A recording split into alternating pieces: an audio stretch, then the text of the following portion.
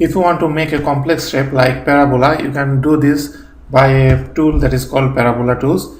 But if you want to do this manually in SolidWorks, it will be very hard for you to draw. You can get this tool from this drop down menu just beside that ellipse toolbar. From here, you can get this parabola tool. When I activate this thing, I have to mention few things. First, I have to mention the focus point, then the vertex, then the starting point, then finally I have to mention the end point. Your parabola will be completed. By this way, you can make the parabola. Again, I am doing this thing.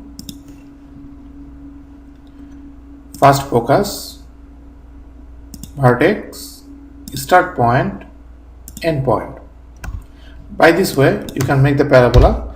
But if you want to control the parabola, sometimes you find it's hard to control this thing. So first I make one parabola here. Now if I want to control this thing, better to put few geometry relation and dimension. When I put this dimension, it's almost black except this 2 point. That means I can move this 2 point. I can drag this 2 point.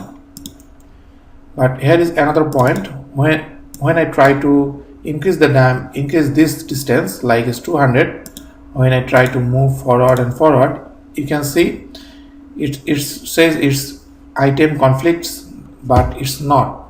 When I press OK, you see everything is okay. Sometimes you can see this thing, but you may think it's overlapping with something other, but it's not. It's everything is fine. I can make relation between these two and put one more dimension to make this parabola fully defined. By this way, you can make the parabola. It's very easy with this tool to make this parabola.